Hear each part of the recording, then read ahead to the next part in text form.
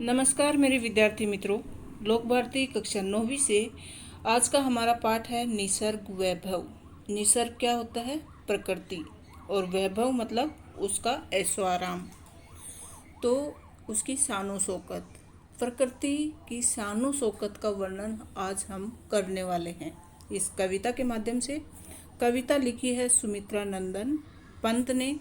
सुमित्रा नंदन पंत का जन्म 20 मई 1900 में उत्तराखंड में हुआ। ये प्रकृति के सुकुमार कवि हैं और छायावादी युग के 4 स्तंभों में एक हैं। इनको प्रकृति ने ही कविता लिखने की प्रेरणा दी और साहित्य के सर्वश्रेष्ठ ज्ञानपीठ पुरस्कार से सम्मानित हैं। ये कवि हरिवंश राय बच्चन जी के बड़े सुपुत्र श्री अमिताभ का इन्होंने नामकरण किया था।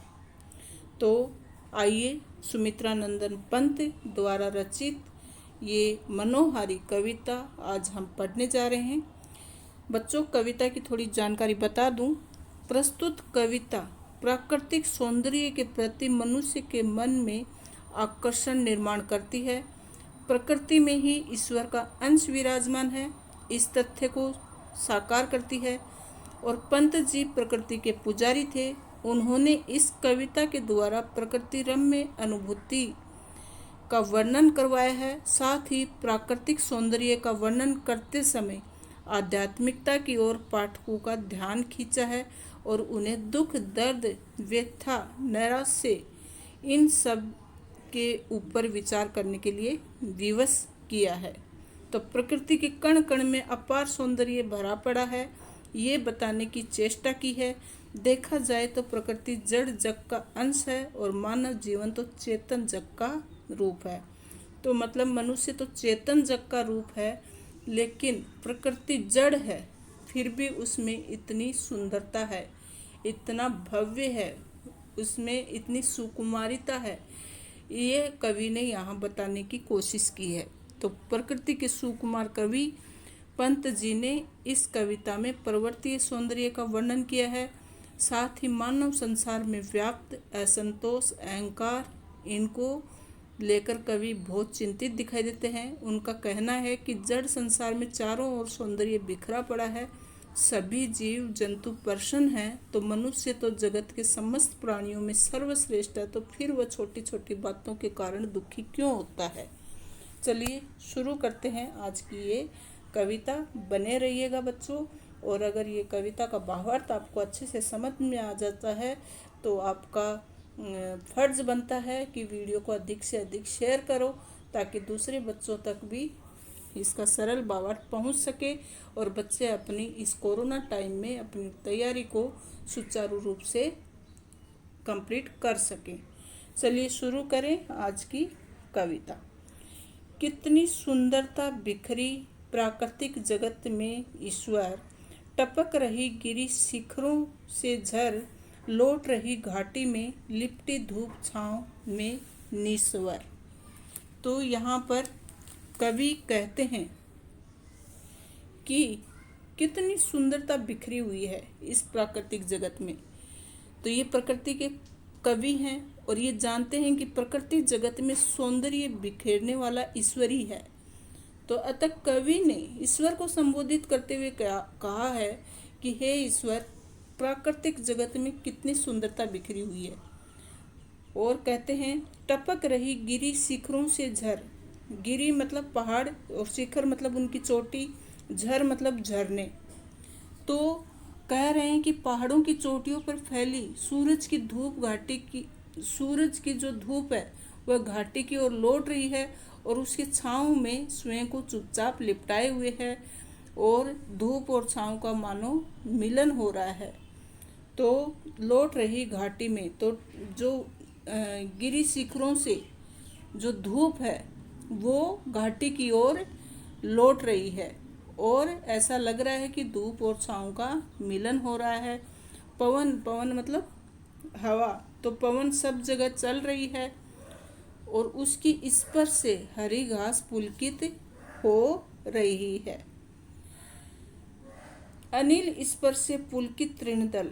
तो अनिल मतलब हवा, हवा के स्पर्श से पुलकित मतलब आनंद देने वाली, तृण मतलब घास।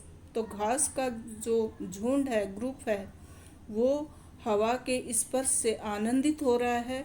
बहती सीमाहीन सुलक्षण, सुलक्षण मतलब मधुर संगीत स्रोत सी अहर वन भू मरमर। अहर मतलब प्रतिदिन।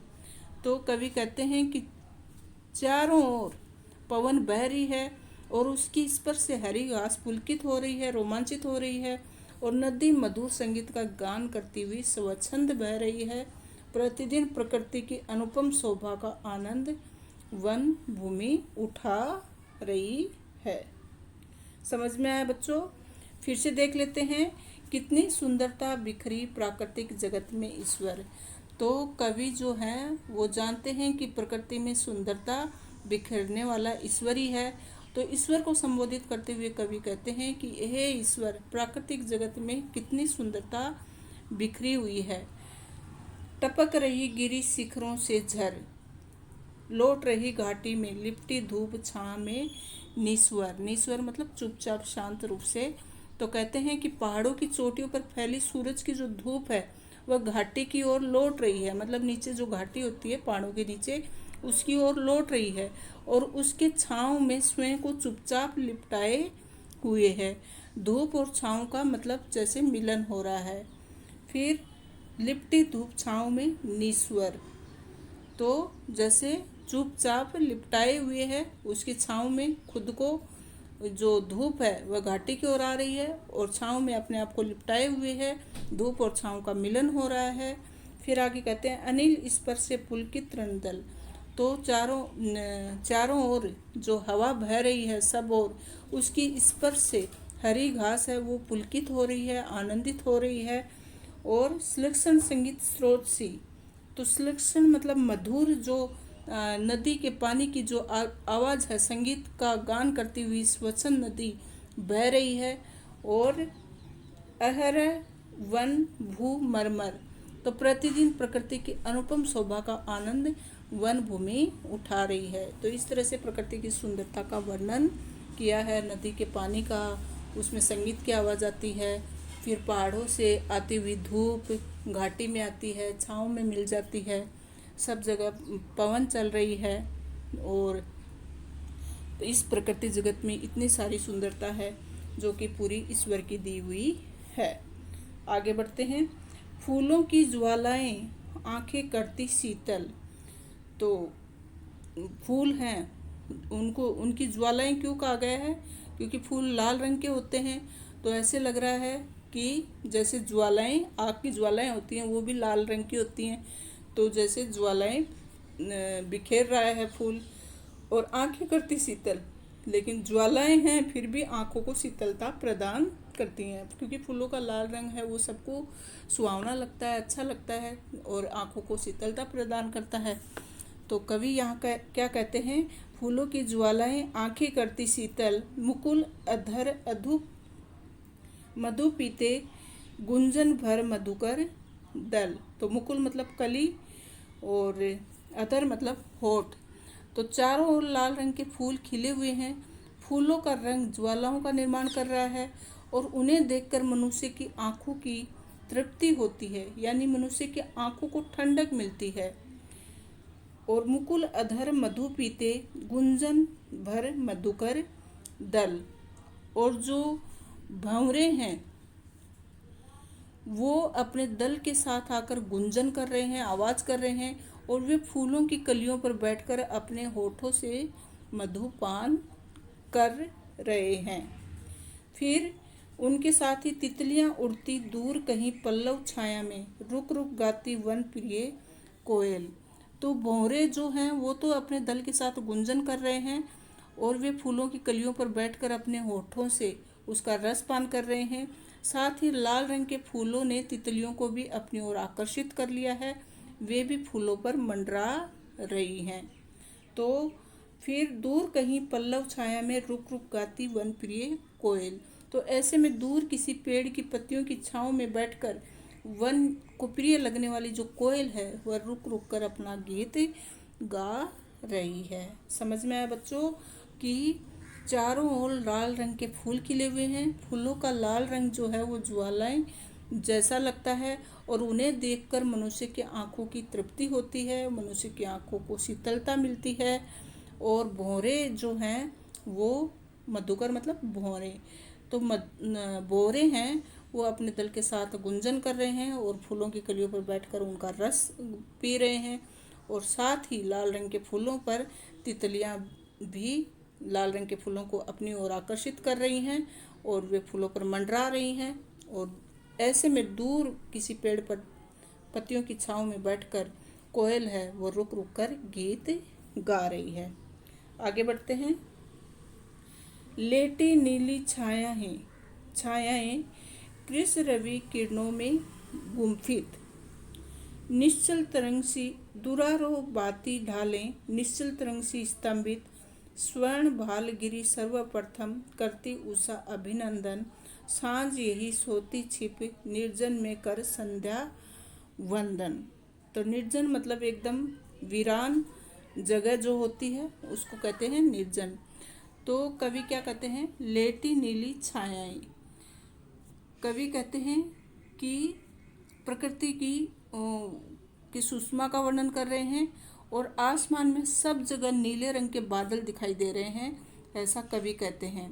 तो इस कारण से नीले रंग की छाया दिखलाई पड़ती है और इस नीले रंग की छाया ने सूर्य की किरणों को अपने आप में समा लिया है। लेटी नीली छायाएं कृष्ण रवि किरणों में गुम्फित, अपने आप में रवि मतलब जो सूर्य है उसमें उसकी किरणों को अपने आप में समा लिया है। तो सूर्य की किरणों का जो सुनहरा रंग है वह नीली छाया के साथ मिक्स हो गया है, मिल गया है, मतलब एकाकार हो गया है।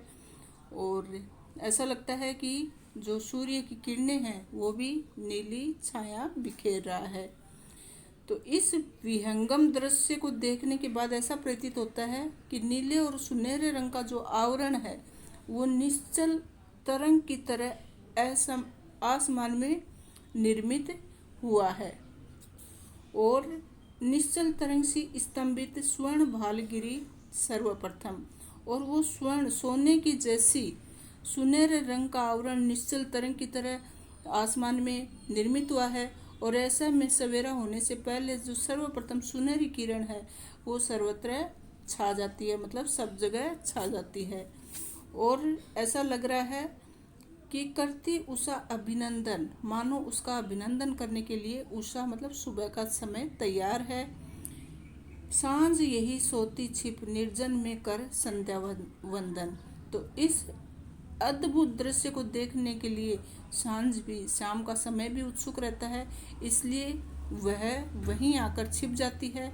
और ऐसा प्रतीत होता है कि उषा निर्जन वन में संध्या को भी वंदन करती है। निर्जन वन मतलब एकदम वीरान जगह है जहाँ पर कोई भी वन पेड़ नहीं है। ऐसे में जो सुबह का समय है वो उषा भी निर्जन वन में संध्या को वंदन करती है, नमस्कार करती है। फिर से देख लेते हैं कि कवि जो है सुबह के समय का वर्णन कर रहे हैं कि आसमान में सब जगह नीले रंग के बादल दिखाई दे रहे हैं और इस कारण नीले रंग की छाया दिखलाई पड़ती है और इस नीले रंग की छाया ने सूर्य की किरणों को अपने आप में समा लिया है और सूर्य की किरणों का सुनहरा रंग नीली छाया के साथ एक हो गया है। और इस दृश्य को देखने के बाद ऐसा लगता है कि नीले और सुनहरे रंग का आवरण निश्चल तरंग की तरह आसमान में दिखाई दे रहा है। और ऐसे में सवेरा होने से पहले सबसे पहले सुनहरी किरण है वो सब जगह छा जाती है और उसका अभिनंदन करने के लिए उषा तैयार हो जाती है। और इस अद्भुत दृश्य को देखने के लिए सांझ भी उत्सुक रहती है और वह भी वहीं आकर जल्दी से छिप जाती है और ऐसा लगता है कि उषा निर्जन वन में संध्या को वंदन कर रही है।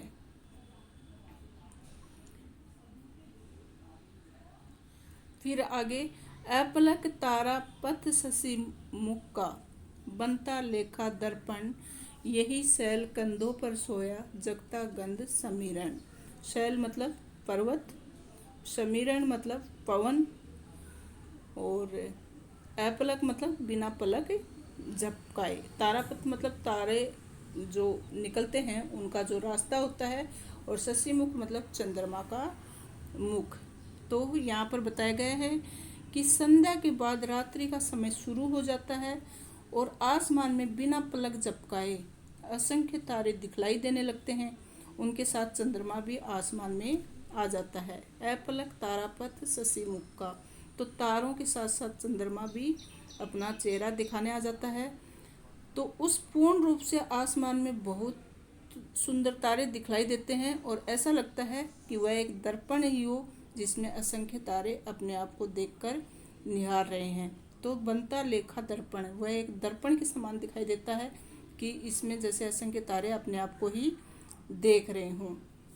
फिर यहीं सैल कंधों पर सोया, तो यहीं पर रात्रि के समय पर्वतों पर बहने वाली हवाएं भी पर्वतों के कंधों पर सो जाती हैं और पर्वतों पर दिखलाई देने वाली ये प्राकृतिक सुषमा सभी को सम्मोहित करती है। फिर आगे कवि कहते हैं, सदैव स्फुट सौंदर्य राशि सम्मोहन भरती मन में, कि पर्वत जीवन में अद्भुत और अनोखा विस्मय भरा पड़ा है। तो रात्रि के बाद फिर से सवेरा हो जाता है और कितना विस्मय विचित्र रूप से हमें पर्वतों के जीवन में देखने को मिलता है। हमें ये सब सौंदर्य सम्मोहित करता है। खग चखते फल, खग मतलब पक्षी, कुतर रही गिलेरियां कोपल, तो कोपल क्या होती हैं, जो पेड़ों में छोटी छोटी अंकुरित होते हैं जो पत्तियां और नए नए कोपल निकलती हैं, उसको कहते हैं कोपल। वन पशु सब लगते प्रश्न परिचित मरकत आंगन में, तो ऐसे सुंदरता में, प्रकृति की सुंदरता का आगे वर्णन करते हुए कवि कहते हैं कि पक्षी जो है वो फल चखना शुरू कर देते हैं, गिलहरियां नए पत्तों को कुतरना शुरू कर देती हैं। कोपल क्या होती है, नए पत्ते होते हैं उनको कुतरना शुरू कर देती है। और धरती रूपी रतन पर सभी वन पशु पक्षी प्रश्न दिखाई देने लगते हैं। तो मरकत मतलब रत्न, और मतलब इस धरती रूपी रत्न पर, मरकत मतलब पृथ्वी को कहा गया है, इस पर सभी वन पशु पक्षी खुश दिखाई देते हैं, आनंदित दिखाई देते हैं। स्वाभाविक यदि मुझे याद आता ईश्वर इस क्षण में, जड़ जग इतना सुंदर जब चेतन जग में क्या कारण, रहता अहर जो विषण जीवन मन का संघर्षण। तो विषण मतलब एकदम निराश व्यथित, और जड़ जग मतलब ये जो सृष्टि है इसको कहा गया है। तो कवि क्या कहते हैं कि पर्वत जीवन पर बिखरी हुई प्राकृतिक सुषमा का आनंद लूटते समय एक बात याद आ जाती है, वह ये कि जड़ जीवन में यानी प्रकृति में अपार सौंदर्य भरा पड़ा है, पर मानव जीवन में दुख क्यों है। स्वाभाविक यदि मुझे याद आता ईश्वर इस क्षण में, जड़ जग इतना सुंदर जब, तो जड़ जग इतना सुंदर है जब चेतन जग में क्या कारण। तो जड़ जग किसको कहा गया, प्रकृति को। तो ये प्रकृति जब इतनी सुंदर है तो फिर चेतन जग में मतलब अपने समाज में, अपनी धरती पर रह रहे लोगों में इतना दुख क्यों है। तो उनका मन विषमता से क्यों भरा हुआ है, अथवा व्यथा और निराशा से क्यों भरा हुआ है। तो उनको प्रकृति से सीख लेनी चाहिए और संघर्ष करना सीखना चाहिए, खुश रहने की कोशिश करनी चाहिए। मनुष्य प्रकृति का करना फिर नव विश्लेषण संश्लेषण, ईश्वर का प्रतिनिधि नर अभिशापित हो उसका जीवन, लगता अपनी क्षुद्र अहंता में ही सीमित केंद्रित छिन्न हो गया विश्व चेतना से मानव मन निश्चित।